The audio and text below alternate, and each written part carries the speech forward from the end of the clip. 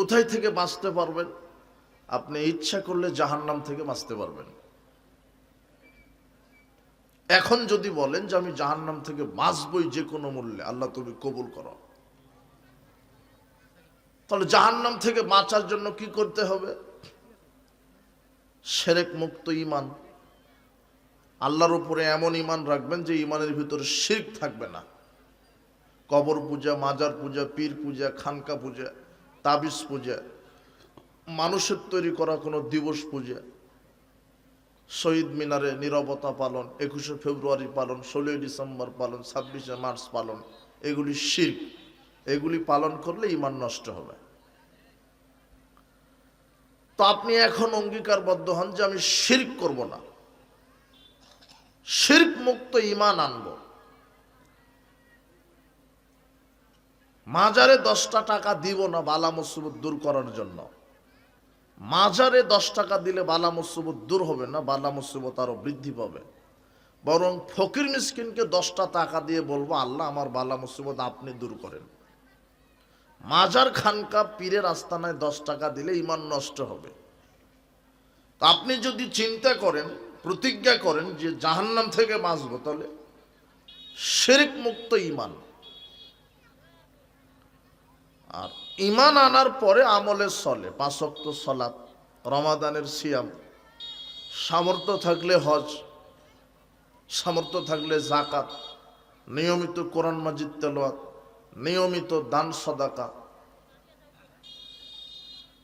দান করলে জান্নাত হবে। রাসূল সাল্লাল্লাহু আলাইহি ওয়াসাল্লাম বলছেন, আস-সাদকাতু বুরহান, দান হচ্ছে দলিল। দান দিয়ে জান্নাত কিনা যায়। আল্লাহ কোরআন মাজিদে বলছেন, আমি মুমিনের সম্পদকে কিনে নিয়েছি জান্নাতের বিনিময়ে। আল্লাহ বলছেন, তুমি আমাকে টাকা দাও, আমি তোমার কাছে জান্নাত বিক্রি করে দেব। আর দুনিয়াতে ইসলাম প্রতিষ্ঠিত আছে মানুষের দানের মাধ্যমে। আপনি যদি 10টা টাকা না দেন, মসজিদ নির্মাণ করা কি সম্ভব? বোঝেননি মনে হয় কথা। আপনি যদি এখানে 10টা টাকা না দিতেন, তো এই প্রোগ্রাম আপনি করতে পারতেন? টাকা ছাড়া ইসলাম প্রতিষ্ঠিত হয়নি। দানের মাধ্যমে ইসলাম টিকে আছে। দান খুব শক্তিশালী, পাওয়ারফুল ইবাদত। তো আপনি মৃত্যু থেকে বাঁচার যতই চেষ্টা করেন, মৃত্যু হবেই। মৃত্যু থেকে পৃথিবীর কোনো মানুষ বাঁচতে পারবে না, অথচ সেখান থেকে আপনি বাঁচার প্রাণপণে চেষ্টা করছেন। আর যেখান থেকে আপনি বাঁচতে পারবেন সেখান থেকে বাঁচার চেষ্টা করেন না। বলেন তো কোথায় থেকে আপনি বাঁচতে পারবেন? জাহান্নাম থেকে। আপনি আজকে প্রতিশ্রুতি, ওয়াদাবদ্ধ হন, আল্লাহর কাছে বলেন, আল্লাহ আমি জান্নাতে যাব ইনশাল্লাহ, জাহান্নাম থেকে বাঁচবো ইনশাল্লাহ, তুমি কবুল করো। এটা সম্ভব। কিন্তু মৃত্যু থেকে বেঁচে থাকা সম্ভব নয়। মৃত্যু হবে। মানুষের জীবন 4 ভাগে বিভক্ত, 4টি স্তর আছে। তার শৈশব, কৈশোর, 1 থেকে 16 বছর, এটা শৈশব কৈশোর ধরেন।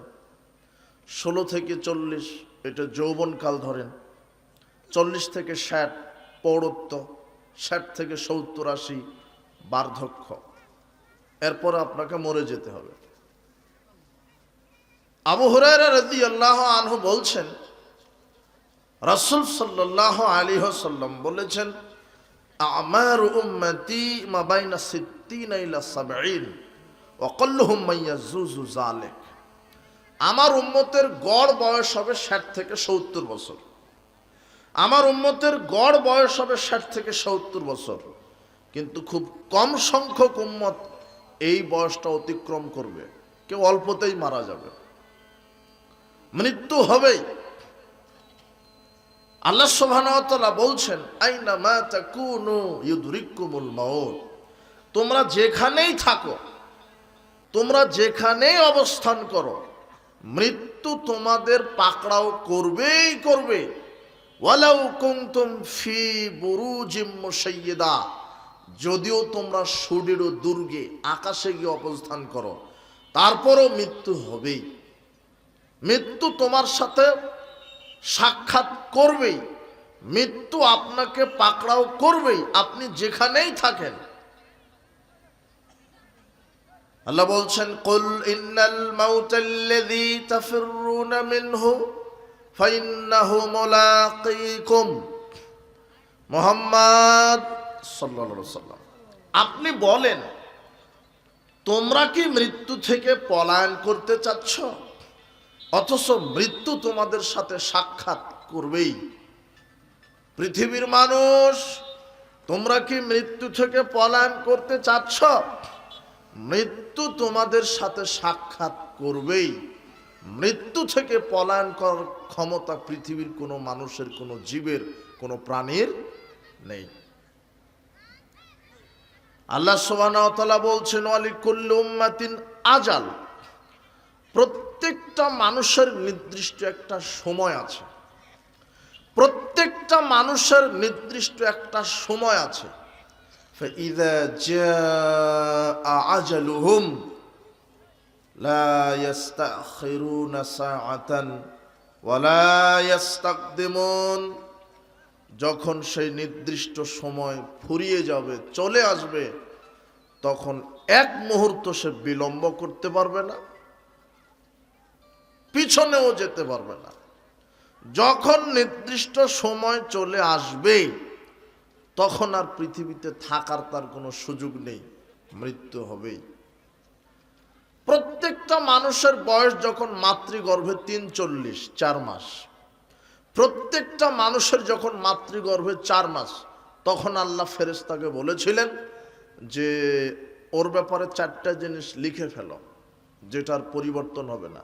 তার আমল, তার কর্ম লেখো, তার বয়স, তার মৃত্যু, তার ভালো মন্দ। কয়টা হলো? 4টা। আপনার বয়স, মৃত্যু, জীবন এবং মরণ লেখা আছে। কখন লেখা ছিল? যখন আপনার বয়স 4 মাস। কোথায়? মাতৃগর্ভে। ওই মাতৃগর্ভে যদি আপনার বয়স লেখা থাকে 70 বছর, তাহলে পৃথিবীতে আপনার থাকার মেয়াদ কত বছর? 70 বছর।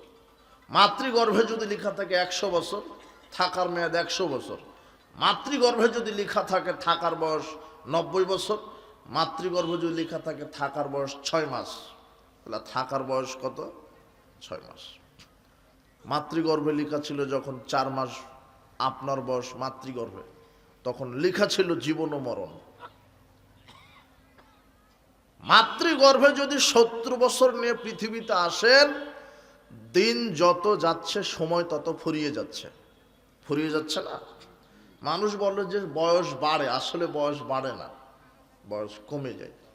দিন যত যাচ্ছে বয়স আপনার কমে যাচ্ছে, দিন যত যাচ্ছে বয়স আপনার কমে যাচ্ছে। আল্লাহ সুবহানাহু ওয়া তাআলা বলছেন, ওয়াল আসর, সময়ের কসম, ইন্নাল ইনসানা লাফি খুসর, প্রত্যেকটা মানুষ ক্ষতির মধ্যে রয়েছে। ইল্লাল্লাযীনা আমানু ওয়া আমিলুস সলিহাত ওয়া তাওয়াসাউ বিল হক ওয়া তাওয়াসাউ বিস সবর। তবে তারা ক্ষতিগ্রস্ত নয়। 4টে গুণ যাদের ভিতরে আছে তারা ক্ষতিগ্রস্ত নয়। 1, যারা জেনে বুঝে ঈমান এনেছে, ঈমানের সাথে শিরক করেনি, কুফর মিশ্রিত করেনি, মুনাফিকি মিশ্রিত করেনি, তাগুতকে মিশ্রিত করেনি। 2, যারা সৎ কর্ম করেছে, সৎ আমল, আমল করতে গিয়ে বিদাত করেনি, রাসূল সাল্লাল্লাহু আলাইহি সাল্লামের সুন্নাতের উল্টা করেনি, দেশাচারের নামে, লৌকিকতার নামে বড় আলেম করে, বাপদাদা থেকে করে আসছে এরকম যুক্তি দিয়ে যারা আমল করেনি, শুধু একজন মানুষের নীতিতে যারা আমল করেছে, যার নাম মুহাম্মদ সাল্লাল্লাহু আলাইহি সাল্লাম, এরা হলো সৎকর্ম করে। পরস্পর হকের যারা দাওয়াত দেয়, 4, পরস্পর ধৈর্যের যারা দাওয়াত দেয়, এই 4টা গুণ যার ভিতরে আছে সে ক্ষতিগ্রস্ত নয়।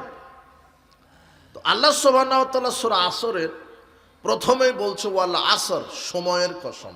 কিসের কসম? সময়ের কসম। প্রখ্যাত মুফাসসির ইমাম রাজি রাহিমাহুল্লাহ তিনি বলছেন, আমি এত আয়াতের তাফসীর লিখলাম, কিন্তু ওয়াল আসর, সূরা আসরের তাফসীর তো আমার ব্রেনে ঢুকছে না, কিভাবে তাফসীর শুরু করি। আল্লাহ সময়ের কসম খেলেন, কি বোঝাতে চাইলেন? আল্লাহ সময়ের কসম খেয়ে কি বোঝাতে চাইলেন? তো ইমাম রাজি রাহিমাহুল্লাহ তাফসির লেখার পূর্বে একটা বিদ্বানের উদ্ধৃতি দিচ্ছেন। ওই বিদ্বানের নিকট থেকে ইমাম রাজি রাহিমাহুল্লাহ এই বিদ্যা শিখেছে কি, একজন বিদ্বান লোক একটা গ্রামের পাশ দিয়ে যাচ্ছে, তো গ্রামের ভিতরে একটা বরফ বিক্রেতা খুব উচ্চ স্বরে আওয়াজ করে বলছে, ইরহামু মাইয়াযুবু রাসু মালিহি, হে গ্রামের মানুষেরা, ছেলেমেয়েরা, তোমরা ওই ব্যক্তির ওপরে রহম করো, তোমরা ওই ব্যক্তির ওপরে রহম করো যার পুঁজি গলে যায়। কি গলে যায়? পুঁজি। পুঁজি বুঝেন কি? মানে বরফ বিক্রেতা টাকা দিয়ে, যে একটা পুঁজি, যে ইনভেস্ট করেছিলেন, টাকা দিয়ে বরফ কিনেছে, বিক্রি করবে,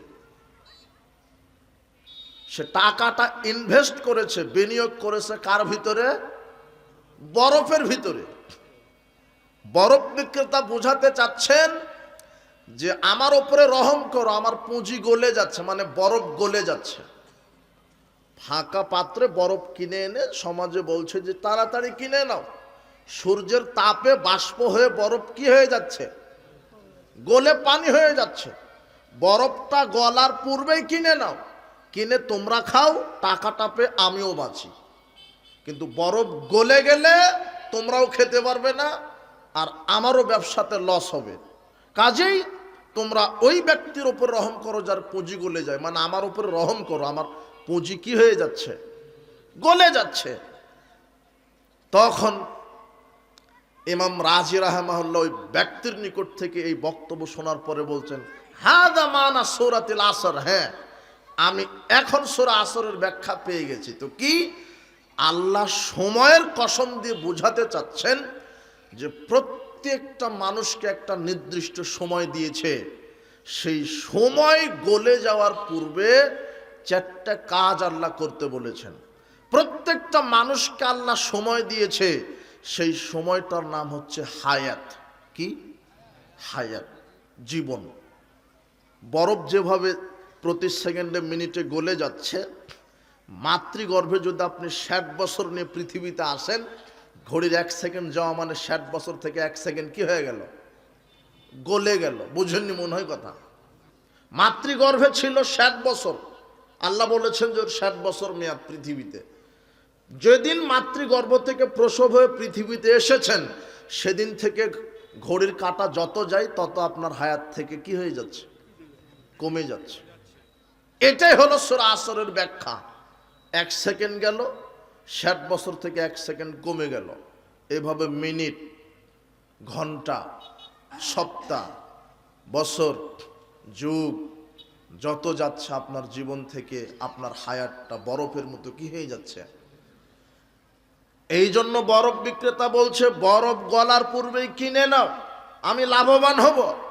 আল্লাহ বোঝাচ্ছেন যে হায়াত নামক এই পুঁজিটা ফুরানোর পূর্বেই, শেষ হওয়ার পূর্বেই তোমরা 4টা কাজ করো। কয়টা? ঈমান, আমল, হকের দাওয়াত। দাওয়াত দিতে হবে, যে যেখানে আছে দাওয়াত দিতে হবে। লোকটা দাঁড়িয়ে পানি খাচ্ছিল, বলবেন আসসালামু আলাইকুম, বসে পানি খান, এটাও একটা কি হয়ে গেল? দাওয়াত।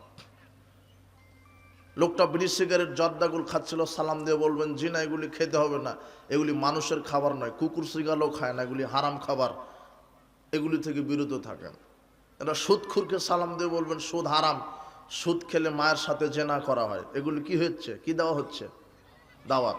একটা যুবককে বলবেন যুবক দাঁড়ি ছেড়ে দাও, প্যান্ট টাকনোর উপরে করো, সৎ বন্ধুদের সাথে ঘুরো, আজানের পরে মসজিদে আসো, জোয়া চুরি করো না, জেনার আড্ডায় যায় না, গান বাজনার আড্ডায় ঘুরো না। আল্লাহ বলছেন যে তোমাদের মধ্যে একটা জাতি থাকা উচিত যারা ভালো কাজের আদেশ করবে, মন্দ কাজের নিষেধ করবে। ভালো কাজের আদেশ করবে, মন্দ কাজের নিষেধ করবে।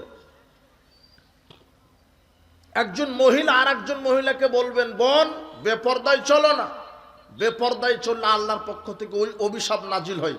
বেপরদায় চললে পুরুষদের ঈমান দুর্বল হয়, বেপরদায় চললে লজ্জা কমে যায়, লজ্জা কমলে ঈমান থাকে না, ঈমান না থাকলে জান্নাত হয় না, বেপরদায় চলার নাম জাহান্নাম।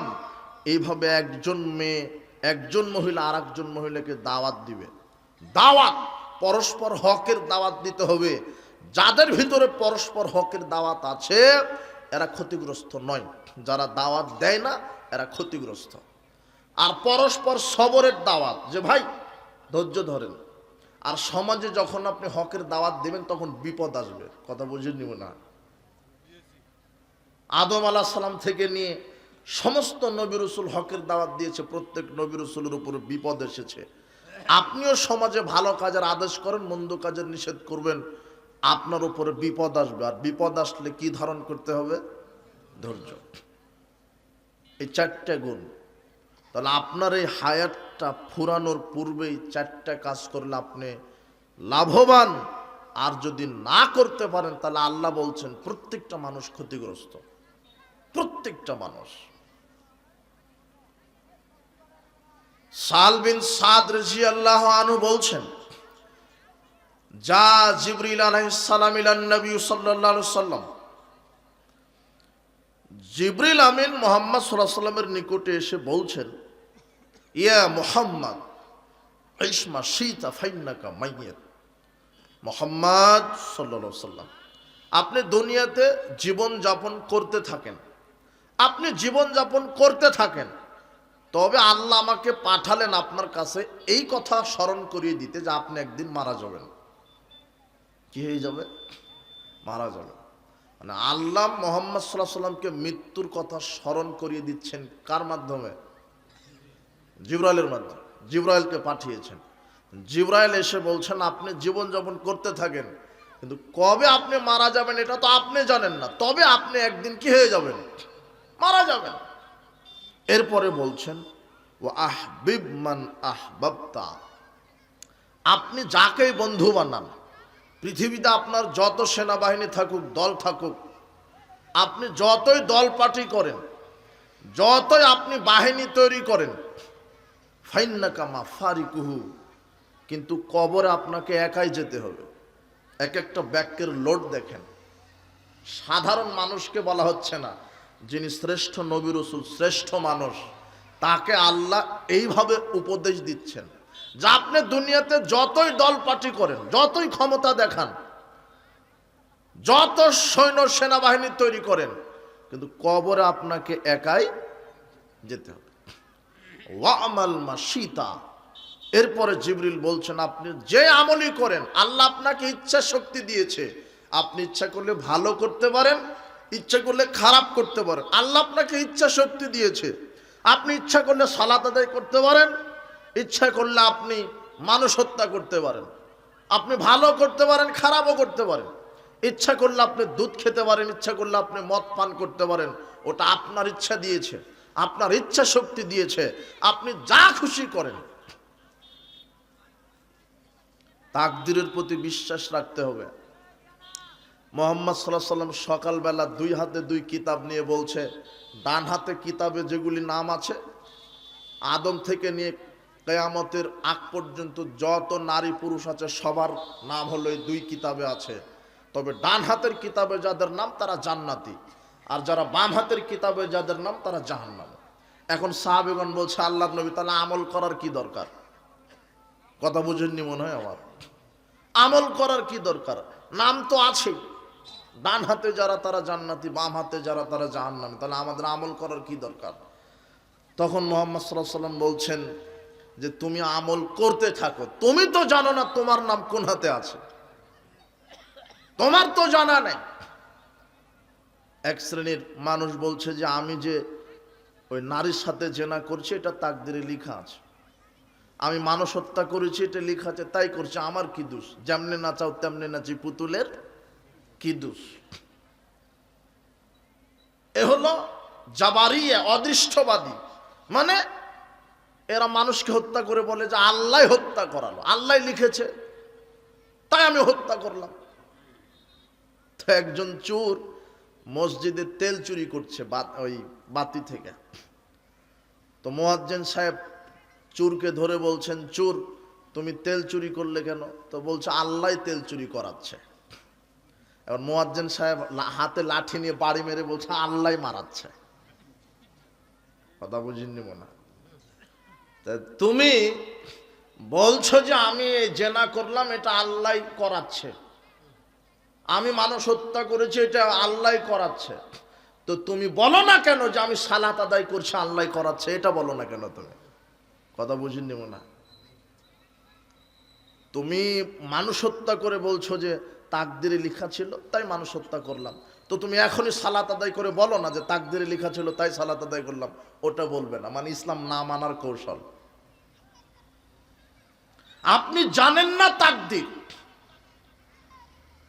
আল্লাহ করাচ্ছে, আপনি হত্যা করলেন, আল্লাহ লিখে দিয়েছে তাই আপনি হত্যা করেননি।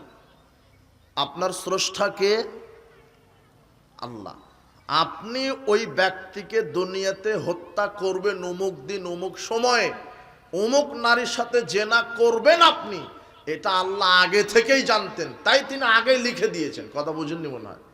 আল্লাহ লিখেছে বিধায় আপনি জেনা করেননি, আপনি করবেন বলে আল্লাহ কি করেছেন? বুঝেননি মনে হয় কথা। আপনি বলছেন যে আল্লাহ তাকদিরে লিখে দিয়েছে তাই করছি। জি না,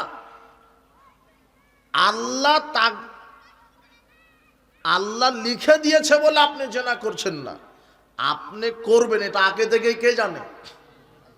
তাই আল্লাহ আগেই তাকদির লিখে দিয়েছেন। তিনি তো সর্বশক্তিমান, তিনি আলিমুল গায়েব, তিনি সবকিছুই জানেন, সামনে পিছনে ডানে বামে সবকে জানে, ভবিষ্যৎকে জানে, তাই তিনি লিখে দিয়েছেন। তুমি বলছো যে আমি হত্যা করলাম, আল্লাহ লিখে দিয়েছে তাই। জি না, তো তুমিও তো বলো না কেন আমি সালাত আদায় করলাম, আল্লাহ লিখে দিয়েছে তাই। যেহেতু আমি তাকদির জানি না, তাই আমাকে সৎ আমল করেই যেতে হবে। মুহাম্মদ সাল্লাল্লাহু আলাইহি ওয়াসাল্লাম বলছেন, দুনিয়াতে এমন বহু মানুষ আছে যে সারা জীবন ভালো আমল করেই চলেছে, মৃত্যুর কয়েক মুহূর্ত পূর্বে এমন জাহান্নামে আমল করবে যে আল্লাহ তাকে জাহান্নামে দিয়ে দিবেন। আবার এমন মানুষ পৃথিবীতে আছে যারা সারা জীবন খারাপ আমল করেই চলেছে, কিন্তু মৃত্যুর পূর্বে এমন ভালো কাজ করবে, তওবা করে ওই ভালো কাজ করার কারণে আল্লাহ তাকে জান্নাতে দিয়ে দিবেন। প্রত্যেকটা মানুষের ফলাফল নির্ধারণ হয় শেষ কর্মের উপরে। কি কর্মের উপরে?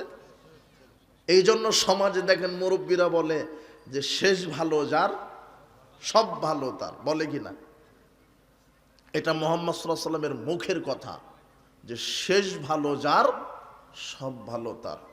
যেহেতু আপনি তাকদির জানেন না, যেহেতু আপনার তাকদির জানা নাই, সেহেতু আপনাকে আল্লাহর উপরে ভরসা করে ভালো কাজ করেই যেতে হবে, আর আশা রাখতে হবে জান্নাত আমি পাবো ইনশাআল্লাহ। আল্লাহ বলছেন লা তাকনাতু মির রাহমাতিল্লাহ, আল্লাহর রহমত থেকে নিরাশ হইও না।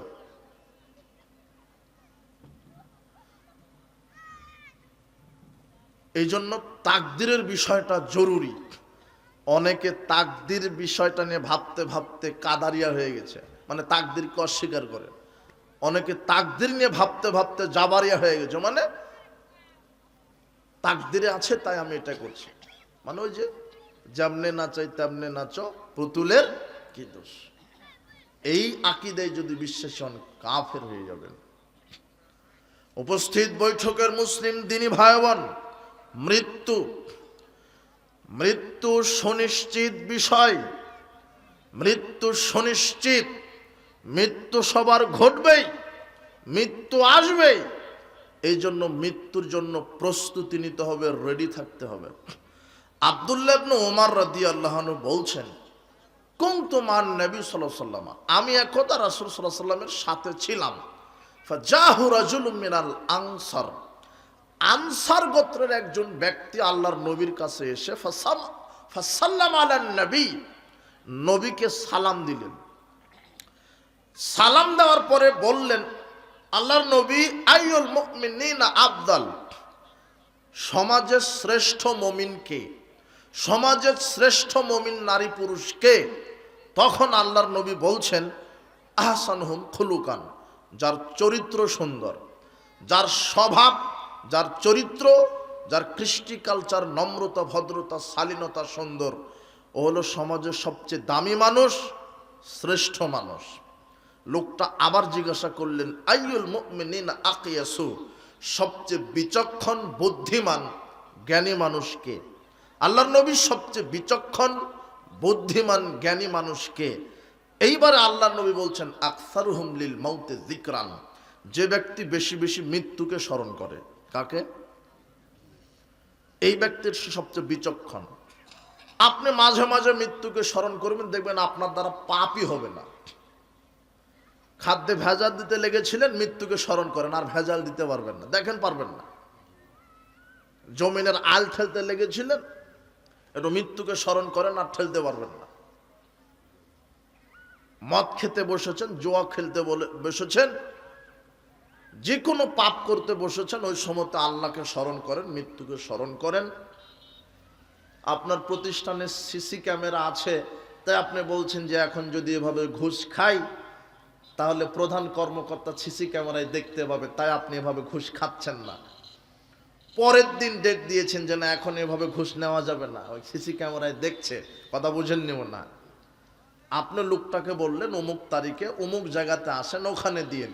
এখন যদি অফিসে যদি ঘুষের টাকা নিই তাহলে ওই আমার মালিক দেখতে পাবে। তো আপনি অমুক জায়গাতে অমুক তারিখে রাতের অন্ধকারে ঘুষের টাকা নিলে তখন সিসি ক্যামেরা নাই, কিন্তু কে আছে? তো আপনি সিসি ক্যামেরাতে যত ভয় করেন, বিশ্বাস করেন, আল্লাহকে তত ভয় করেন না। আপনি হলেন মুনাফিক। আল্লাহর নবী বলছেন সবচেয়ে বিচক্ষণ বুদ্ধিমান মানুষ যে মৃত্যুকে বেশি বেশি স্মরণ করে। আর একটা কি? ওয়াহসানহুম লামা বাদাহু ইস্তিদাদান, আর মৃত্যুর জন্য প্রস্তুতি গ্রহণ করে। কি গ্রহণ করে? মৃত্যুর জন্য প্রস্তুতি। মৃত্যুর জন্য প্রস্তুতি নিতে হবে। মৃত্যুর জন্য প্রস্তুতি কি? ঈমান এবং আমল। বলেন তো কি? ঈমান এবং আমল। কবরে যাওয়ার জন্য প্রস্তুতি নিতে হবে। কবরে যাওয়ার জন্য যে প্রস্তুতি নেই, যে আমি কবরে কি নিয়ে যাব, বিশ্বাস করেন আপনার দল পার্টি ক্ষমতা কবরে যাবে না। সেনাবাহিনী ক্ষমতা দাম্ভিকতা কবরে যাবে না। 1000 কোটি টাকা পাহাড় করে দিয়েছেন, ওগুলি কবরে যাবে না। কেউ যাবে না কবরে। আনাস রাদিয়াল্লাহু আনহু বলছেন রাসূল সাল্লাল্লাহু আলাইহি ওয়াসাল্লাম বলেছেন ইয়াতবাউল মাইয়িতা সালাসা, মানুষ যখন মারা যায় তখন মানুষের সাথে কবরে 3টা জিনিস যায়। কয়টা? 3টা। ফায়ার জিও ইসনানে, 3টা যায় ঠিক, কিন্তু 2টা ফিরে আসে। ওয়ায়াবকা মাহু ওয়াহিদ, আর তার সাথে কবরে থেকে যায় তার একটা জিনিস। ইয়াতবাউহু আহলুহু ওয়া মালুহু আমালুহু, মৃত ব্যক্তির সাথে কবরে যায় 3টা জিনিস। এক, সমাজের লোক, পরিবারের লোক তাকে দাফন করার জন্য যায় না। 2, খাটিয়া বুঝেন তো? খাটিয়া, ওই যে খাটিয়ার উপর করে আপনাকে নিয়ে যাচ্ছে, ওটা হলো মাল, সম্পদ। 3, আমালুহু, আপনি পৃথিবীতে যতদিন বেঁচে ছিলেন, বেঁচে থাকা অবস্থায় যত আমল করেছেন, সে আমল ভালো হতে পারে, খারাপও হতে পারে। আপনার সাথে ভালো করলে ভালোটা যাবে, খারাপ করলে খারাপটা যাবে। আপনার আমল যায়। সমাজের লোক যায়, খাটিয়া যায়, আর আপনার আমল যায়। এর যে আহলুহু মালুহু, 2টা ফিরে আসে। জনগণ ফিরে আসে, খাটিয়া ফিরে আসে। কবরে থেকে যায় আপনার সাথে কি? আমল।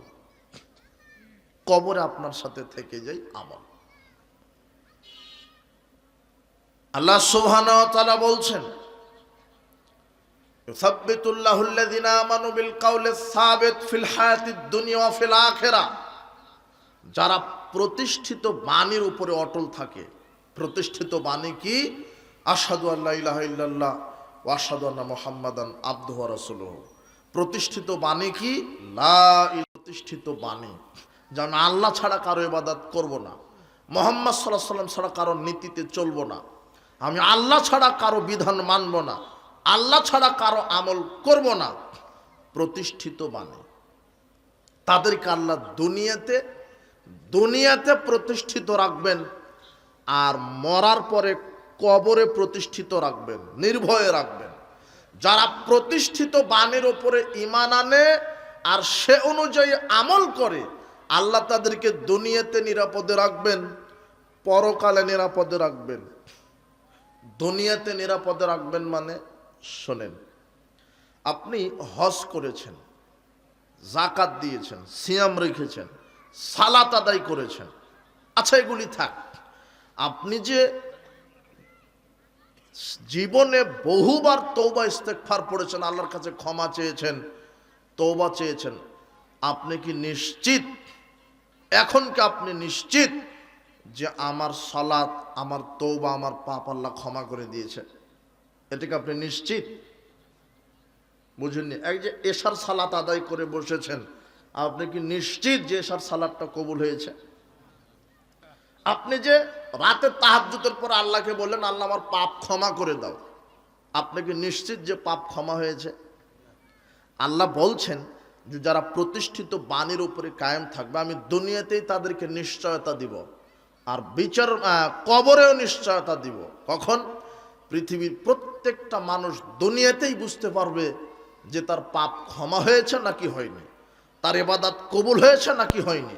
প্রত্যেকটা মানুষ দুনিয়াতেই বুঝতে পারবে। সেটা কোন সময়? মৃত্যুর সময়। বলেন তো কোন সময়? মৃত্যুর সময়। দেখেন আল্লাহ বলছেন সূরা হামিম সাজদার 30-31 আয়াত, আল্লাহ বলছেন ইন্নাল্লাযীনা ক্বালু রাব্বুনাল্লাহ, নিশ্চয়ই যারা বলে আমাদের প্রতিপালক আল্লাহ। আমাদের প্রতিপালক কে? সুম্মাস্তাকামু, এই যে দেখেন, এই কথার উপরে যারা অটল থাকে, কি থাকে? অটল।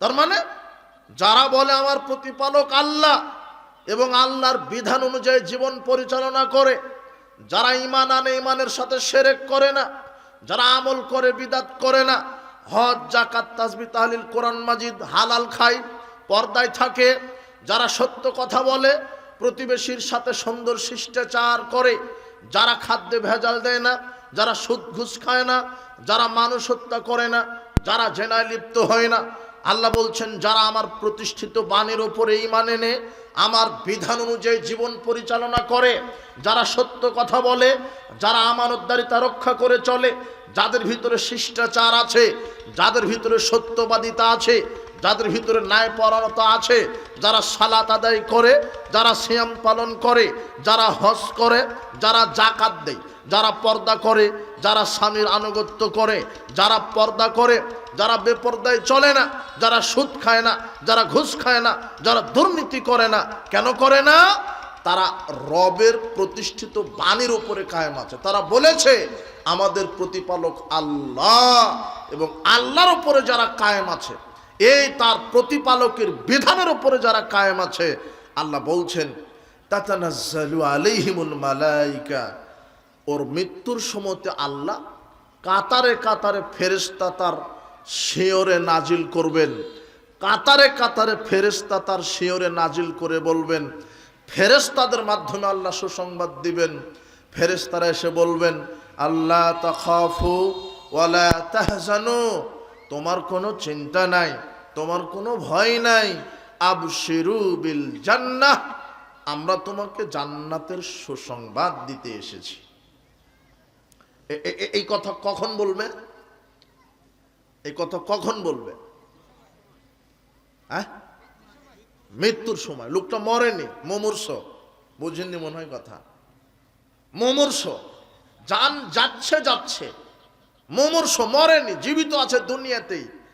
ওই সময়তে কাতারে কাতারে ফেরেশতা নাজিল করবে যদি আপনি আল্লাহর বিধানের উপরে জীবন পরিচালনা করেন।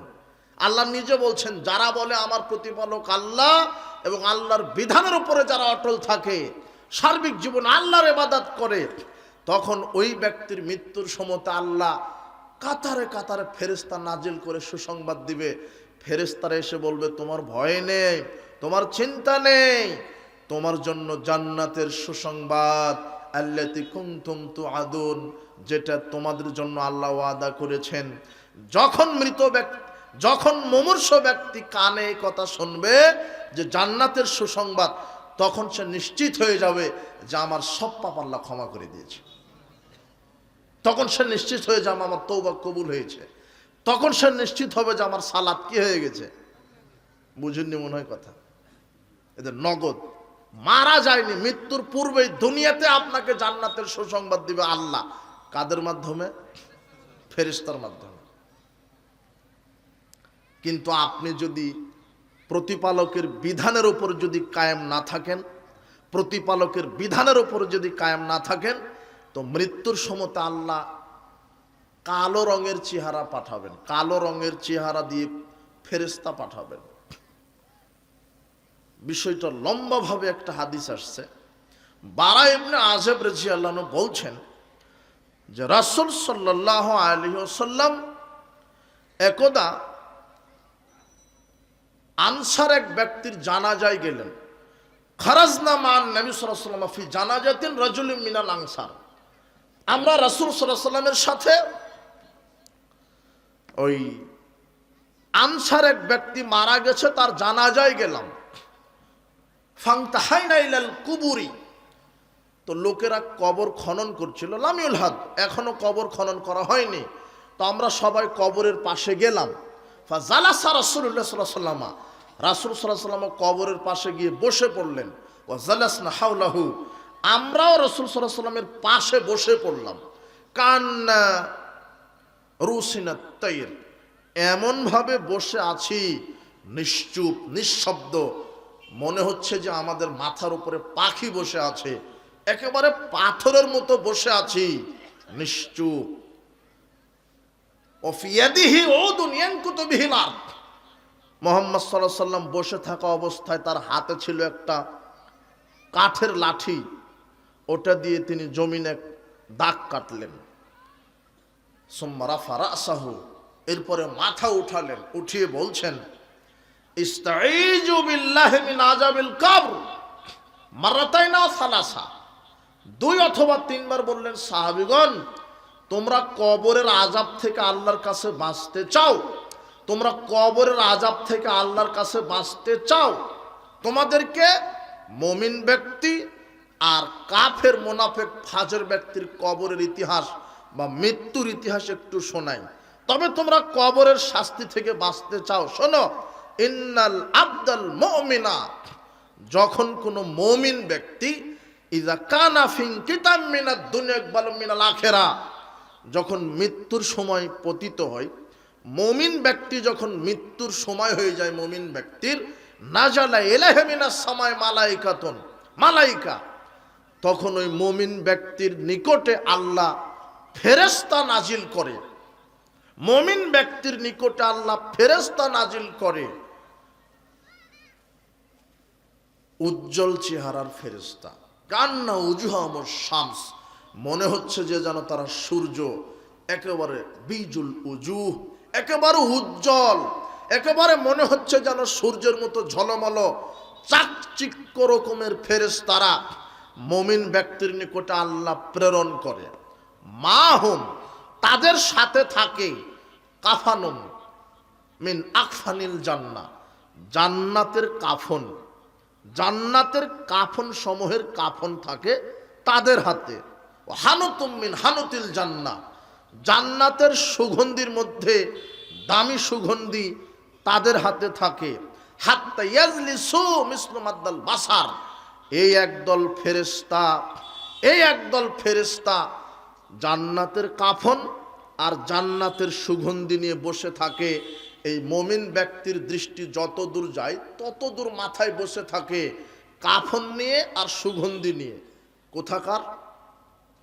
জান্নাতের, জান্নাতের কাফন, জান্নাতের সুগন্ধি নিয়ে বসে আছে। ইয়াজিউ মালাকুল মউত, একটু পরে মালাকুল মউত চলে আসে, মানে যিনি জানটা কি করবেন, কবজ করবেন। ওইদিকে লক্ষ কোটি ফেরেশতা কাফন আর সুগন্ধি নিয়ে বসে আছে মুমিন ব্যক্তির আত্মা রিসিভ করার জন্য। কি করার জন্য? রিসিভ করবে। কিন্তু জানটা, আত্মাটা বাহির করার দায়িত্ব ওদের না, তো কার? মালাকুল মউতের। মালাকুল মউত চলে আসে, হাত্তা ইনদাহু রাসিহি, হাত্তা ইয়াজলিসু ইনদা রাসিহি, মালাকুল মউত এসে মুমিন ব্যক্তির মাথার কাছে বসে। কোথায় বসে? মাথার কাছে বসে বলে, উখরুজি আইয়াতুহান নাফসুত তাইয়্যিবা, হে পবিত্র আত্মা বের হয়ে আসো, হে পবিত্র আত্মা বের হয়ে আসো। ফাতাখরুজু তাসলু কামা তাসলুল কাতরাতু মিন ফিস সিকায়ে। আল্লাহর নবী বলছেন, যেই মালাকুল মউত বলে হে পবিত্র আত্মা বের হয়ে আসো, তখন কলস কাত করলে পানি যেমন আপনা আপনি পড়ে যায়, মুমিন ব্যক্তির রূহটা আপনা আপনি মালাকুল মউতের হাতে চলে আসে। ও বুঝতেই পারে না, কোনো কষ্টই হয় না। হাতে আসার সাথে সাথে মালাকুল মউত 1 সেকেন্ড তার নিজের কাছে রাখে না। ওই যে কারা বসে আছে, ফেরেশতা জান্নাত থেকে কাফন নিয়ে এসেছে, সুগন্ধি নিয়ে এসেছে। জান্নাতের কাফনে আত্মাটা রূহটা পেঁচিয়ে তার আর 1 মিনিট দেরি নয়, প্রথম আসমানে গিয়ে ঠক ঠক ঠক, খুলেন দরজা খুলেন তাড়াতাড়ি। তখন আকাশের ওপরে যে ফেরেশতারা আছে তারা বলে, কি ব্যাপার, কি হয়েছে? তো আমরা অমুকের ছেলে অমুকের আত্মা নিয়ে এসেছি, খুব দামি সৎ পরেশগার মানুষের আত্মা, তাড়াতাড়ি খুলেন। তখন প্রথম আসমানের দরজা খুলে দেওয়া হয়। এরপরে দ্বিতীয় আসমান, ওখানেও খুলেন খুলেন খুলেন, ওখানে একই অবস্থা, খুলে দেওয়া হয়। এইভাবে যখন ষষ্ঠ আসমানে চলে যায়, তখন আল্লাহ বলে, শোনো, ওটা মুমিন ব্যক্তির আত্মাটা, ওর নামটা ইল্লিন, সপ্তম আকাশের উপরে ইল্লিন আছে, সেখানে লিখে রাখো, আর আত্মাটা কবরে নিয়ে যাও, ওকে প্রশ্ন করা হবে, কবরে নিয়ে যাও। তখন তাড়াতাড়ি ফেরেশতারা চলে আসে। আর এর মুহূর্তে এদিকে মানুষের দেখেন কাফন গোসল দাফন কি হয়ে যায়, শেষ হয়ে যাচ্ছে। এখন মুহাম্মদ সাল্লাল্লাহু আলাইহি ওয়াসাল্লাম বলছেন, শোনো সাহাবীগণ, তোমরা কবরের শাস্তি থেকে বাঁচতে চাচ্ছ তো? এখন দেখো আমি মুমিনের অবস্থা বুঝাই। ফাতুআদু রূহুহু ফি জাসাদিহি, যখন আত্মাটা, মানুষ যখন মরা মানুষকে দাফন দেয়, কবরে শুয়ে ফেলে, তখন ওই ফেরেশতার একটা দল আত্মাটা নিয়ে এসে তার শরীরের ভিতরে ঢুকিয়ে দেয়। ঢুকিয়ে দেওয়ার সাথে সাথেই ফাইজ লিসানিহি, ওই লোকটাকে উঠিয়ে বসায়, আরো ফেরেশতারা উঠিয়ে বসায় কবরে। কবর দিয়ে চলে এসেছেন, আত্মার দেহের ভিতরে ফেরেশতারা কি ঢুকিয়ে দিয়েছে? আত্মা। এখন কবরবাসী উঠিয়ে বসেছে। ফাতাহু মালাকানে, 2 জন ফেরেশতা আসে। আত্মা দেওয়ার সাথে সাথে কবরে কয়জন ফেরেশতা আসে? 2 জন। 2 জন ফেরেশতা। ফাইজ লিসানিহি, 2 জন ফেরেশতা এসে তাকে উঠিয়ে বসায়। ফায়াকুলান লাহুমান রব্বুকা, প্রথম তাকে জিজ্ঞাসা করে, তোমার প্রতিপালককে, তোমার প্রতিপালককে? তখন এই লোকটা বলে, রব্বি আল্লাহ, আমার প্রতিপালককে আল্লাহ। ফায়াকুলান লাহুমা দীনুকা, তোমার দিন কি? সে বলে, দীনুল ইসলাম, আমার দিন ইসলাম। তৃতীয় প্রশ্ন করা হয়, মা হাদার রাজুল আল্লাযী বুইসা ফিকুম, ওই যে তোমাদের নিকটে একজন নবীকে প্রেরণ করা হয়েছিল, তার ব্যাপারে কি মত? তখন এই লোকটা বলে, হুয়া রাসূলুল্লাহ আব্দুল্লাহ, ও হচ্ছে আল্লাহর দাস, আল্লাহ রসুল, ও হচ্ছে আল্লাহর দাস, আল্লাহ রসুল, ইনি হচ্ছেন মুহাম্মদ সাল্লাল্লাহু আলাইহি সাল্লাম। তখন ফেরেশতা 2 জন অবাক হয়ে বলে, মায়ুদ্রিকা, এই 3টা প্রশ্নের উত্তর তুমি কিভাবে জানলে, তুমি কিভাবে জানলে? তখন এই মুমিন ব্যক্তি বলে, জানবো না মানে? কারাতু কিতাব আল্লাহ, আমি আল্লাহর কিতাব পড়েছি, দুনিয়াতে আমি আল্লাহর কোরআন মাজিদ পড়েছি। আমানতু বিহি, আমি ঈমান এনেছি। সাদ্দাকতু ফাযালিক, এবং আমি সত্যায়ন করেছি, কর্মে বাস্তবায়ন করেছি। আমি কোরআন পড়েছি, কোরআন জীবনে মেনেছি, কোরআনের প্রতি বিশ্বাস করেছি, কোরআন অনুযায়ী নিজের জীবন বাস্তবায়ন করেছি। কোরআনে যা হারাম ছিল হারাম খাইনি, কোরআনে যা হালাল ছিল হালাল খেয়েছি, কোরআনে আল্লাহ যা বলেছে তা মেনে নিয়েছি, কোরআনে আল্লাহ যা নিষেধ করেছে তা থেকে বেঁচে থেকেছি। আমি প্রশ্নের উত্তর দিতে পারবো না মানে? আমি কোরআন পড়েছি, আমি কোরআনের উপর ঈমান এনেছি, আমি কোরআন অনুযায়ী আমল করেছি। এই কথা বলতে বলতে আল্লাহ আকাশ থেকে বলবেন, আরশ থেকে বলবেন, এই সাহাবীগণ, আং সাদাকা আব্দি, আমার বান্দাটা সত্য বলেছে। ফাফরিশু মিনাল জান্নাহ, এখন তোমাদের যে দায়িত্ব, আর প্রশ্ন নয়, আমার বান্দাটা সত্য বলেছে, তোমাদের দায়িত্ব হলো কি? আমার ওই বান্দাকে কবরেই জান্নাতের বিছানা বিছিয়ে দাও, কবরেই জান্নাতের বিছানা বিছিয়ে দাও। ওয়াফতাহু লাহু বাবান ইলাল জান্নাহ ওয়ালবিসু মিনাল জান্নাহ, তার শরীরে এখন জান্নাতের পোশাক পরিয়ে দাও। ওয়াফতাহুল্লাহু বাবান ইলাল জান্নাত, জান্নাতের দিকে একটা দরজা কেটে দাও, জান্নাতের দিকে একটা দরজা কেটে দাও। কবরেই জান্নাতে, এখন তো লোকটা জান্নাতে যেতে পারবে না, জান্নাতে যাবে কোন দিন? কিয়ামতের দিন, বিচার শেষে, এখন তো যেতে পারবে না। কিন্তু আল্লাহ বলছেন যেহেতু এখন লোকটা জান্নাতে যেতে পারছে না, ওটা সিস্টেম আছে, বিচার শেষে যাবে, কাজে এখন আপাতত জান্নাতের দিকে কবরে একটা দরজা কেটে দাও। ওয়াতিহি রাউহিয়া ওয়া তিবিহা, যাতে করে কবর থেকে জান্নাতের সব সুযোগ সুবিধা ভোগ করতে পারে। কবরেই যেন জান্নাতের আলো বাতাস হাওয়া সুগন্ধি আসতে পারে কবরেই জান্নাতের, এইভাবে পরিবেশ করে দিবে, এইভাবে পরিবেশ করে দিবে। আর এক হাদিসে আসছে ইউফসাহু লাহু ফি হামাদ্দা বাসারিহি, ওই মুমিন ব্যক্তির কবরকে আল্লাহ প্রশস্ত করে দিবেন, তার চোখের জ্যোতি যত দূর যায় আল্লাহ তার কবরকে তত প্রশস্ত করে দিবে। ওই নাওয়ারু লাহু ফিহি, তার কবরকে আলোকিত করে দেন। কি করে দেন? তার মানে কবর অন্ধকার, কবর কি অন্ধকার। খারাপ মানুষের কবর কি থাকবে? অন্ধকার। এই যে ভালো মানুষই অন্ধকারে ছিল, কিন্তু সব যখন উত্তর পাশ করেছে তখন আল্লাহ বলছেন এখন আর অন্ধকার রাখা যাবে না, কি করে দাও? আলোকিত করে দাও।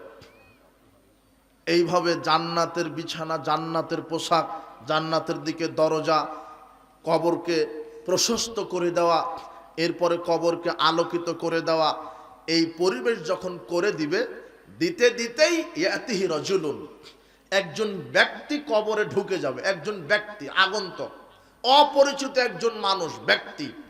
আহসানুল ওয়াজহি হাসানুস সিয়াব, সুগঠিত, সুন্দর, একেবারে সুন্দর, সুশ্রী, দেখতে এত সুন্দর মানুষ, এর পূর্বে এত সুন্দর মানুষ কবরবাসী দেখেনি। এত সুন্দর মানুষ কবরে ঢুকে যাবে। তিবুর রিহ, শরীর থেকে সুগন্ধির ছটা ছড়িয়ে পড়বে, সারা কবরে সুগন্ধি আর সুগন্ধি। এসে বলবে আফশির বিল্লাযী সুররুকা হাযা ইয়াউমুকাল্লাযী কুনতা তুআদু, আপনি সুসংবাদ গ্রহণ করেন, এই দিনের ওয়াদা আল্লাহ দিয়েছিলেন যে আপনি দুনিয়াতে ভালো কর্ম করলে আপনার জন্য কবরই জান্নাত হবে, বিচারের মাঠে জান্নাত হবে, আপনার জন্য সুসংবাদ দিতে এসেছি। তখন কবরবাসী বলবে মানাংতা, তুমি কে, তুমি কে? তখন ওই ব্যক্তি বলবে আনা আমালুকা সালেহ, ওই যে তুমি দুনিয়াতে ৬০-৭০ বছর বেঁচে থেকে যত সৎকর্ম করেছিলে, আমি তোমার নগদ সৎ আমল, আমি তোমাকে জান্নাতের সুসংবাদ দিতে এসেছি।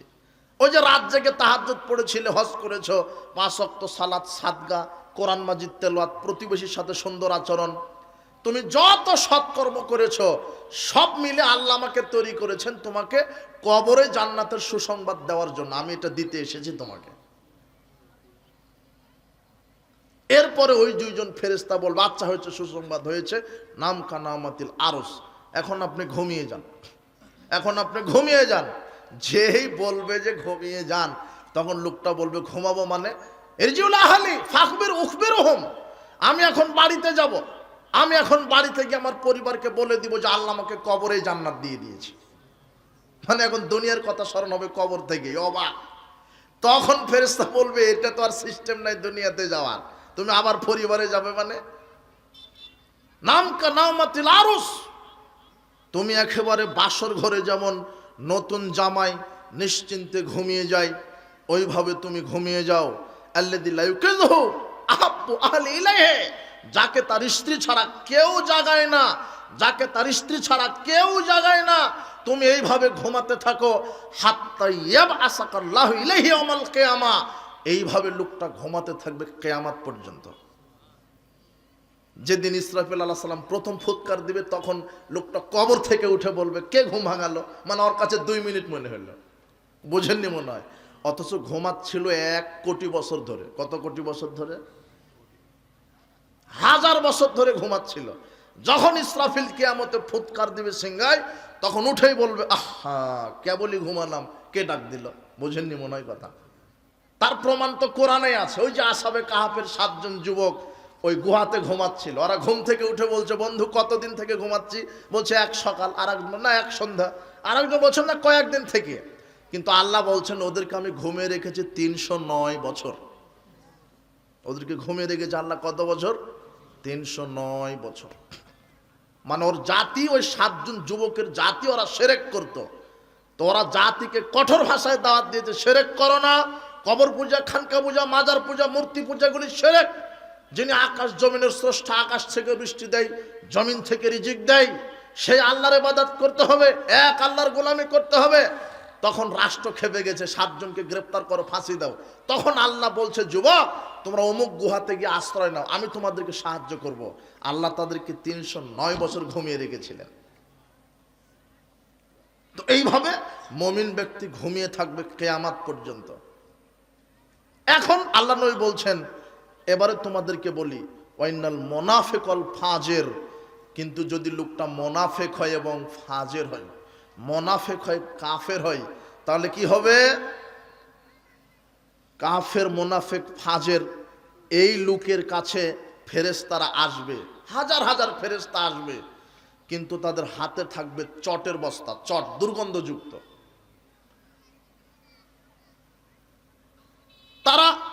তার এই কলুষিত আত্মাটা রিসিভ করার জন্য থাকবে, বসে থাকবে।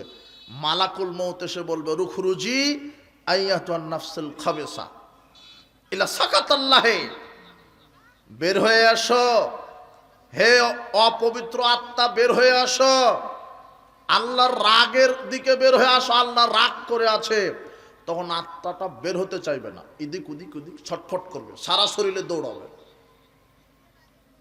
তখন মালাকুল মউত, আল্লাহর নবী বলছেন যে চটের বস্তার উপরে যেমন লোহার আংটা দিয়ে বস্তা টানলে যেমন চিরচির করে ছিঁড়ে যায়, মালাকুল মউত খারাপ ব্যক্তির আত্মাকে ওইভাবে চিরে টেনে বের করে নিয়ে আসবে। আল্লাহ তুমি আমাকে এই শাস্তি থেকে, আমাদেরকে শাস্তি থেকে বাঁচিয়ে দাও। আমাদের আত্মাটা আল্লাহ ওইভাবে যেন বের হয় যেমন গ্লাস থেকে পানি বের হয়ে গেল। আল্লাহ তুমি, তোমার কাছে আমরা দয়ার ভিখারি, আমরা গুনাহগার মানুষ, পাপ ক্ষমা করো, মৃত্যু যন্ত্রণা থেকে তুমি আমাদেরকে বাঁচিয়ে দাও। এটা আল্লাহর কাছে দোয়া করবেন, খুব কঠিন। তখন এইভাবে যখন আত্মাটা বাহির করবে, দুর্গন্ধময় আত্মা, 1 সেকেন্ড রাখবে না, ফেরেশতাদেরকে দিয়ে দিবে। দুর্গন্ধযুক্ত একটা রুমালে করে, চটের বস্তাতে করে জড়িয়ে প্রথম আসমানে গিয়ে বলবে, খুলেন খুলেন। তখন ওই পার থেকে আওয়াজ হবে, কে? তো অমুকের পুত্র, অমুকের আত্মা। তখন আল্লাহ বলবেন, জি না, ওর জন্য অনুমোদন নেই, খোলা যাবে না। ওর নামটা সিজ্জিন, 7ম জমিনের নিচে আছে, ওখানে লিখে রাখো, আর আত্মাটা কবরে দিয়ে আসো। যখনই আত্মাটা কবরে দেহে ফেরত দিবে, তার কবরে 2 জন ফেরেশতা যাবে। কয়জন? 2 জন। ওকে ওইভাবে উঠাবে, উঠিয়ে ওকেও প্রশ্ন করবে, মান রাব্বুকা। তখনও বলবে, হা হা লা আদ্রি, হাই আমি তো জানি না। হা হা লা আদ্রি, হাই আমার তো জানা নাই। মা দিনুকা, তোমার দিন কি? হা লা আদ্রি, আমার তো জানা নাই। মাহাজার রাজুলাল্লাযী বুইসা ফিকুম, মুহাম্মদ সাল্লাল্লাহু আলাইহি ওয়াসাল্লাম সম্পর্কে তোমার মতামত কি? হা হা লা আদ্রি, আমার তো জানা নাই। কুনতাকুলু মায়াকুলুন নাস, দুনিয়াতে মানুষেরা নবীর নাম বলতো কি জানি, আমার এখন স্মরণে আসছে না, আমার তো জানা নাই। হা হা লা আদ্রি, আমার তো জানা নাই। যেই বলবে আমার তো জানা নাই, তখন ফেরেশতারা বলবে, কি দুনিয়াতে পড়াশোনা করনি, আমল করনি? আল্লাহ তখন আকাশ থেকে বলবে, আংকেযাবা, মিথ্যা বলছে লোকটা। কত আলেম ওলামা নসিহত করেছে, নবী রাসূলগণ নসিহত করেছে, ও মানেনি, ইসলামের বিরুদ্ধাচরণ করেছে, আলেম ওলামাদের বিরুদ্ধাচরণ করেছে। ও ইসলাম মানেনি, মুনাফিক ছিল, ফাজের ছিল, কাফের ছিল, বদ। ও মানেনি, ও মিথ্যা বলছে, ও সবই জানতো কিন্তু মানেনি। কাজে কি করো? ফাফরিশু মিনান নার, তাকে কবরে জাহান্নামের আগুনের বিছানা বিছিয়ে দাও। ওয়াল বিসু মিনান নার, জাহান্নামের আগুনের তৈরি করা পোশাক গায়ে দিয়ে দাও। ওয়াফতাহুল্লাহু বাবান ইলান নার, জাহান্নামের দিকে একটা দরজা কেটে দাও, যাতে করে কবর থেকে জাহান্নামের লেলিহান শিকা এসে তাকে জ্বালিয়ে পুড়িয়ে ছাই করে দিতে পারে। এইভাবে তার কবরে পরিবেশ করে দাও। এইভাবে যখন পরিবেশ করে দিবে, ইয়াতিহি রাজুলুন, ওই তার কবরে একজন ব্যক্তি আসবে। মুমিন ব্যক্তির কবরে একটা ব্যক্তি এসেছিল, মনে পড়ে কি? এই কাফের, ফাজের, মুনাফিক, এর কবরে একজন ব্যক্তি আসবে। কাবিহুল ওয়াজি কাবিহুল সিয়াব, এত কুৎসিত চেহারা, মাংতানু রেহ, দুর্গন্ধযুক্ত ব্যক্তি এসে বলবে আফসির বিল্লাহ যে শুকা, দুঃসংবাদ গ্রহণ করেন, আমল খারাপ, কবর খারাপ, বিচারের মাঠ খারাপ, পরিণাম জাহান্নাম। তখন লোকটা বলবে মানাংতা, তুমি কে, আমাকে দুঃসংবাদ দিতে এসেছ? তখন ওই কুৎসিত চেহারার ব্যক্তিটা বলবে আনা আমালুকাল খাবেস, ওই যে তুমি দুনিয়াতে যত বদ আমল করেছিলে সেই বদ আমল আমি, তোমাকে কবরে জাহান্নামের দুঃসংবাদ দিতে আল্লাহ পাঠিয়েছে। আচ্ছা, যখন এই দুঃসংবাদ হয়ে যাবে, এখন আল্লাহ ফেরেশতা দুইজনকে বলবেন ইযাইয়িকু আলাইহি কবরহু, এর কবরকে সংকীর্ণ করে দাও। মুমিন ব্যক্তির কবর কতখানি প্রশস্ত করা হয়েছিল? চোখের জ্যোতি যত দূর যায়। আর আল্লাহ বলছেন যে আর কবরকে সংকীর্ণ করো, হাত্তা তাকতালি ফাজলাহু, এমন সংকীর্ণ করা হবে যে ডানটা বামে চলে আসবে, বামটা ডানের দিকে চলে যাবে, ঘাড় বাহু, এইভাবে তাকে চাপ সৃষ্টি করা হবে। ওই কাইয়্যিদুল্লাহু আমা সাম্মু মাহু মিরজাবাতুম মিন হাদিদ। এখন আল্লাহ বলবেন তোমাদের দুইজনের ফেরেশতার আর দরকার নেই, কবর সংকীর্ণ হয়েছে, এখন আলাদা একজন ফেরেশতা কবরে নিয়োগ দিবে আল্লাহ, আলাদা। যেই ফেরেশতা কানে শোনে না, যেই ফেরেশতা চোখে দেখে না, যেই ফেরেশতা অন্ধ, যেই ফেরেশতা কানে শোনে না বধির, যেই ফেরেশতা চোখে দেখে না অন্ধ, মাহুম মিরজাবাতুম মিন হাদিদ, কিন্তু এই ফেরেশতার হাতে থাকবে লোহার তৈরি হাতুড়ি। দরেবা বিহা জাবানুল্লাহ সারা তোরাবান, এত বড় হাতুড়ি, যে হাতুড়ি দিয়ে যদি পাহাড়ে আঘাত করা হয় পাহাড় ধূলিকণায় পরিণত হবে।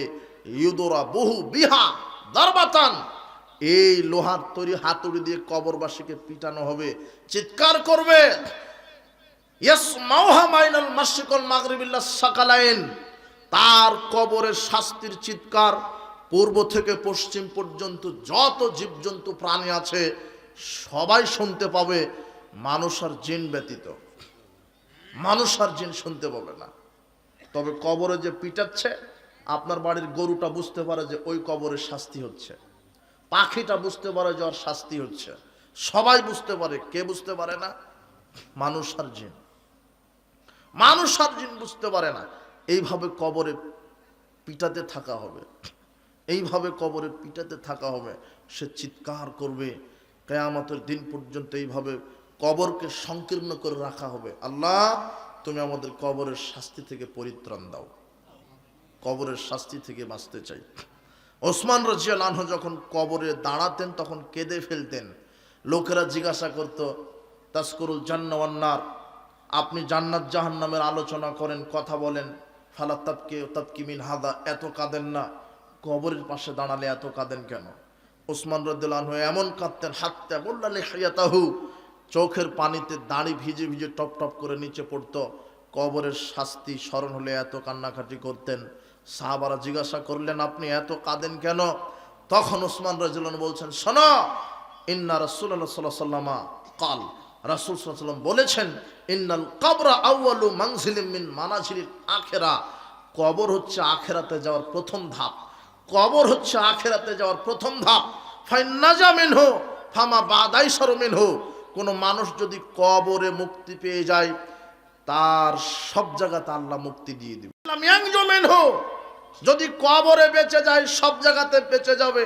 ওয়াল্লাম ইয়ানজু মিনহু, যদি কবরে মুক্তি না পায় ফামা বাদাহু আসাদ্দু মিনহু, সব জায়গাতে সে আটকা যাবে, কঠিন হবে।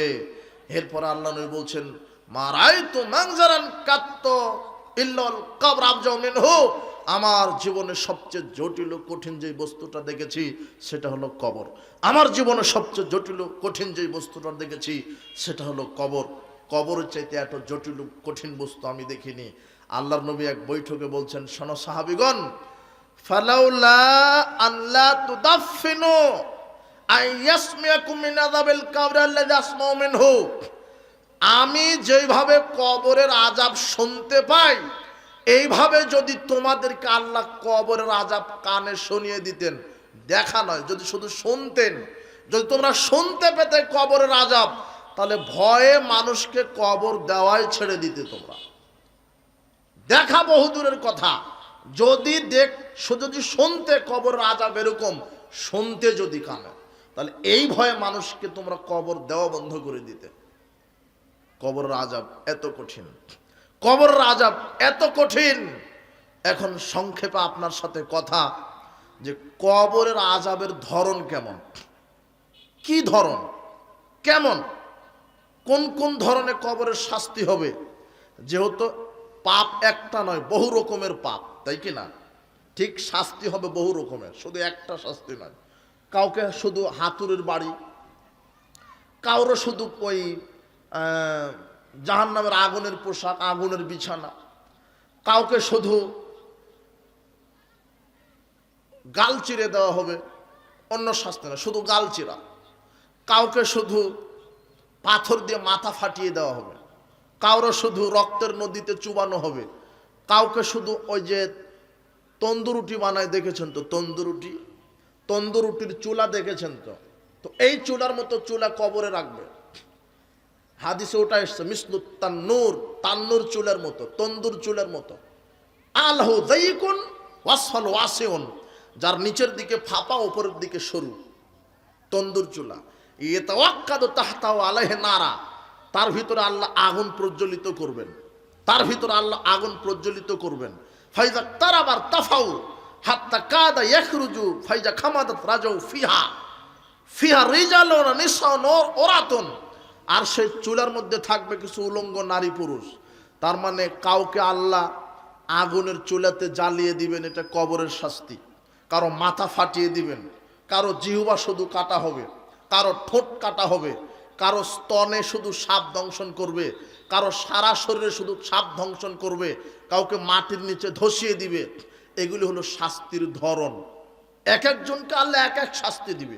কারো শুধু মাথা ফাটানো, কারো শুধু জিহ্বা কাটা, কারো শুধু গাল চিরে দেওয়া থাকবে, কারো শুধু কি ওই ঠোঁট কাটা থাকবে, ঠোঁট কাটতে থাকবে, কারো শুধু কি রক্তের নদীতে চুবানি দিতে থাকবে, হাবুডুবু খাবে। কাউকে কি দিবে, ওই আগুনে, চুলার আগুনে পুড়িয়ে দিবে। এগুলো বিভিন্ন ধরনের শাস্তি। কাউকে সাপ দংশন করবে, এগুলো হলো ধরন। এখন আপনাকে সংক্ষেপে বলবো কবরের শাস্তি হওয়ার কারণ কি কি, কারণে কি কি শাস্তি হবে, কি কারণে কবরের শাস্তি হয়। এক, যারা শিরক করে মারা যায়, কবর পূজা, মাজার পূজা, খানকা পূজা, পীর পূজা, তাবিজ ঝুলানো, বিভিন্ন দিবস পালন করা, যারা শিরক করে, কার সাথে? আল্লাহর সাথে। তাহলে তাদেরকে কবরের শাস্তি দিবে, যে কোনো একটা পদ্ধতিতে তাকে দিবে। দুই, কেউ যদি কুফরি করে। তিন, কেউ যদি মোনাফিকি করে, মোনাফিকি। চার, কেউ যদি গীবাত করে, চুগলখুরি করে বেড়ায়। আপনি আসরে সালাত আদায় করে চায়ের দোকানে গিয়ে হুমুকের বদনাম করছেন, তাহলে রেডি আছে কবরের শাস্তি। কথা বুঝেননি মনে হয়। মাররাবি কাবরাইনে লাইয়াজাবানে, আব্দুল্লাহ ইবনে আব্বাস রাদিয়াল্লাহু আনহু বলছেন, রাসূল সাল্লাল্লাহু আলাইহি ওয়াসাল্লাম এক কবরের পাশ দিয়ে যাচ্ছিলেন, দুটা কবরের পাশ দিয়ে যাচ্ছিলেন, তো দুটা কবরের শাস্তি হচ্ছিল। ফাকালা ইন্নাহুমা ইউআযাবানে লা ইউআযাবানে, আল্লাহ নবী বলছেন, শোনো সাহাবীগণ, অবশ্যই এই দুইটা কবরে শাস্তি হচ্ছে। মা ইউআযাবানে ফি কাবিরিন, বড় বড় কোনো পাপের কারণে শাস্তি হচ্ছে না, বড় কোনো পাপে নয়। আম্মা আহাদুহুমা ফাকানা লা ইস্তাতিরু মিনাল বাউলে, এই ব্যক্তির কবরের শাস্তি হচ্ছে কেন? লোকটা পেশাব থেকে সতর্ক ছিল না, পেশাব করার পরে পানি ঠিক মতো নিত না, আবার এমনভাবে পেশাব করতো যে পেশাবের ছিটাটা শরীরে পড়তো। কথা বোঝা যায়নি মনে হয়? পেশাব থেকে যারা সতর্ক নয় তাদের কবরের শাস্তি। ওয়ামালাখার ফাকানা ইয়ামশি বিন নামিমা, আর এই কবরবাসীর শাস্তি হচ্ছে, এ হলো পরনিন্দা করতো, চুগলখুরি, গীবত করে বেড়াতো। আর আপনার এই রাজনীতি মানে গীবত আর পরনিন্দার গালিবাজি, সব জায়গাতে নেমে গেছেন আপনি। এত দুর্গন্ধযুক্ত পচা ইহুদি খ্রিস্টানের নীতি বহন করতে গিয়ে আপনি মাঠে নেমে গেলেন। একে গালি দিচ্ছেন, ওর প্রতি গীবত করছেন। সাবধান, এই মুখে যদি গীবত করেন, পরনিন্দা, চুগলখুরি, কবরের শাস্তি। আর কি শাস্তি? ওই যে গাল চিরে দেওয়া হচ্ছে কবরে, ও হলো মিথ্যুক। ও কি? ও কি? ফায়ুসনাউ ইলা ইয়াউমিল কিয়ামা, ওর গাল চিরে ফেলা হবে, কিয়ামত পর্যন্ত চিরতে থাকা হবে। কি পর্যন্ত? কিয়ামত পর্যন্ত। কিয়ামত পর্যন্ত গাল চিরতে থাকা হবে। কবরে গাল চিরে দেওয়া হবে কার? মিথ্যাবাদী। এরপরে গাল চিরে দেওয়া হলো। এরপরে ওই যে চুলার ভিতরে নারী পুরুষকে জ্বালিয়ে দেওয়া হচ্ছে। চুলার ভিতরে যাকে নারী পুরুষ জ্বালিয়ে দেওয়া হচ্ছে, আল্লাহ নবী বলছেন ফাহুমুজ জোনা, ওরা হলো জেনাকার নারী পুরুষ। কাদেরকে আগুনের চুলাতে জ্বালানো হচ্ছে? কাদেরকে আগুনের চুলাতে জ্বালানো হচ্ছে? জেনাকার নারী পুরুষ। তার মানে জেনা করে মারা গেলে কবরে কি হবে? জেনা করে মারা গেলে কবরে কি হবে? শাস্তি। মিথ্যা কথা বলে মারা গেলে কবরে কি হবে? শাস্তি। আর ওই যে রক্তের নদীতে যে লোকটা হাবুডুবু খাচ্ছে, ওই ব্যক্তিটাকে, ও হলো সুদখোর। ও কি? যে সুদ খায়, যে সুদ খায়, যে সুদি মহাজন, যে সুদখোর, ও হলো রক্তের নদীতে তাকে চুবাদে দিতে থাকবে। এটা হলো কবরের শাস্তি। আর কি? আর শাস্তি কি? মাথা ফাটানো হচ্ছে। একজন ব্যক্তির মাথা ফাটিয়ে দেওয়া হচ্ছে। ওকে মাথা ফাটানো হবে 3 শ্রেণীর মানুষের। কবরে মাথা ফাটানো হবে কয় শ্রেণীর মানুষের? 3। এক আলেম মানুষ। কোন আলেম? যে কোরআন হাদিস অনুযায়ী আমল করে না, শুধু ঘুমায়। কোরআন হাদিস অনুযায়ী আমল করে না, মিথ্যা কথা বলে। আর মিথ্যা কথা বললে ওই আলেমের কেচি দিয়ে, আগুনের কেচি দিয়ে জিহ্বা কাটা হবে। ওটাও কবরের শাস্তি। আর আলেমের পাথর মেরে মাথা ফাটাই দেওয়া হবে, ওটা হলো কবরের শাস্তি। ওটাও কোন আলেম? যে আলেম হলো ইয়া নামো আনহু বিল্লাইল, রাতে ঘুমায়, ওয়ালাম ইয়ামাল ফি বিন নাহারে, দিনে কোরআন হাদিস অনুযায়ী আমল করে না, ওই আলেমের মাথা ফাটানো হবে। 1 2 ওই ব্যক্তিরও মাথা ফাটানো হবে ইয়া নামো আনিস সালাতিল মাকতুবা, যে সালাত আদায় না করে ঘুমায়, যে ফরজ সালাত আদায় করে না 5 ওয়াক্ত, তার কবরের শাস্তি হলো পাথর মেরে মাথা ফাটিয়ে দেওয়া। যে 5 ওয়াক্ত সালাত আদায় করে না, তার কবরের শাস্তি জাহান্নাম তো আছেই। জাহান্নাম মানে আল্লাহ বিচার মাঠে বলবে কি অপরাধ করে জাহান্নামে আসছো? তখন তারা বলবে আমরা নামাজ পড়তাম না। কি পড়তো না? তাহলে কবরের শাস্তি তো আছে, আবার বিচার শেষে বড় শাস্তি, সেটা কি? জাহান্নাম। কবরে হলো মাথা ফাটিয়ে দেওয়া হবে কার? যে 5 ওয়াক্ত কি করে না? সালাত। আর একটা কার? যে আলেম। আর আরেকটাকে, এটা বুখারীর 1386 নম্বর হাদিস, যে আলেমের মাথা ফাটানো হবে, আর যারা 5 ওয়াক্ত সালাত আদায় করে না তাদের মাথা ফাটানো হবে। আর 7047 নম্বর হাদিসে আসছে যে ইয়াখুজুল কোরআন ফায়ারফুযুহু, যারা কোরআনের হাফেজ, যারা 30 পারা কোরআনের হাফেজ ছিল, কিন্তু শয়তানি বদমাশি করে কোরআন ছেড়ে দিয়েছে, ভুলে গিয়েছে, আর পড়ে না, আর চর্চা নাই, কোরআন অনুযায়ী আমলও করে না, আর রাতে ঘুমায়, ফরজ সালাত আদায় করে না, এই হাফেজের মাথা ফাটানো হবে। কথা বুঝেননি মনে হয়? তাহলে কয়জন বিপদে? আলেমেরাই বিপদে। আলেম যে সালাত আদায় করে না সে, আর যে হাফেজ। কোন হাফেজ? যে হাফেজ শুধু কোরআন খতম দিয়েছে, কোরআন হেফজ করেছে, পরে চর্চা করেনি, ভুলে গেছে, শয়তানি বদমাশি, চর্চা নাই, দাওয়াত নাই, নিজের আমল নাই, সালাত নাই। এমনিতেই শুধু মানুষ বলবে যে হাফেজ সাহেব, মানুষ বলবে যে কারি সাহেব, এদেরকে কবরে মাথা ফাটিয়ে দেওয়া হবে। যারা 5 ওয়াক্ত সালাত আদায় করে না, কবরে মাথা ফাটানো হবে। যারা ভ্রান্ত আলেম, এদের কবরে মাথা ফাটানো হবে। এরপরে কি? এইভাবে বিভিন্ন ধরনের শাস্তি আছে। ওই আল্লাহর নবী বলছেন যে আমাকে একটা পাহাড়ের উপরে উঠানো হলো, আমি দেখলাম যে লোককে উল্টাভাবে ঝুলানো আছে, 2 পাটা উপরের দিকে আর নিচে হাত মুখ আছে। মানে ওই যে কুরবানি করেছেন খাসি কুরবানি করে ঝুলিয়ে দিয়েছেন, যেভাবে, মনে পড়ে না? ঝুলিয়ে দিয়েছেন কেন? চামড়া ছিলাবেন তো না? ঠিক ওইভাবে খাসি ঝুলানোর মতো ঝুলানো আছে। আল্লাহ নবী বলছেন একই দৃশ্য, এই ব্যক্তিটাকে কি অপরাধ, ওইভাবে ঝুলানো আছে, আর ফেরেশতারা আগুনের কেচি দ্বারা ঠোঁট কেটে দিচ্ছে। কি ঠোঁট? আল্লাহ নবী বলছেন এই ব্যক্তিটা কে? তখন ফেরেশতারা বলছে যে সিয়াম রাখতো না, রমাদানে খেয়ে বেড়াতো, যে ফরজ সিয়াম রাখে না, তার কবরের শাস্তি হবে ঠোঁট কেটে দেওয়া। একটু সামনে গিয়ে দেখে যে কোনো কিছু মহিলার স্তনে সাপ এভাবে দংশন করছে, সাপ এইভাবে দংশন করছে স্তনে। আল্লাহ নবী বলছেন এই মহিলার কি অপরাধ? ফেরেশতারা বলছে এই মহিলা বাচ্চাকে দুধ দিত না, ফিডার খাওয়াতো। অনেক মহিলা আছে যে দুধ দেয় না বাচ্চাকে, বাচ্চা দেখেন, নিজের বাচ্চা ওই ঝুড়িতে রেখে টানছে, আর কুলে আছে কুকুর ছানা, এ তার বাচ্চাকে দুধ দেয় না। মানে ওর ওই কোন ডাক্তার নাকি বলেছে যে অত দুধ খাওয়াতে হবে না, দুধ বেশি খাওয়ালে শরীর ঝরে পড়বে, অল্পতেই বুড়ি হয়ে যাবে, এই জন্য দুধ খাওয়ায় না। যেই মহিলা বাচ্চাকে দুধ দেয় না তার কবরের শাস্তি, স্তনেকে দংশন করবে সাপ। আর আল্লাহ নবী বলছেন একবার দংশন করলে 40 বছর বিষক্রিয়া থাকবে। আর আরেকটা হাদিস থেকে স্পষ্ট এরকম পাওয়া যায় সহিহ ইবনে হিব্বানের, যে বেনামাজিকেও কবরে এইভাবে সাপ দংশন করবে, আর সেই সাপের থাকবে একটা সাপের 9টা মাথা থাকবে, আর সেই 9টা মাথা দিয়ে বেনামাজিকে দংশন করা হবে। যাক, তো এইভাবে পাপগুলি করে মারা গেলে কবরের শাস্তি হয়। কবরের শাস্তি থেকে বাঁচার উপায় কি? 5 ওয়াক্ত সালাত। কবরের শাস্তি থেকে বাঁচার উপায় কি? জামাতে সালাত আদায় করা। কবরের শাস্তি থেকে বাঁচার উপায় কি? 5 ওয়াক্ত সালাত মসজিদে গিয়ে আদায় করা। কবরের শাস্তি থেকে বাঁচার উপায় কি? বেশি বেশি দান সাদগা করা। কবরের শাস্তি থেকে বাঁচার উপায় কি?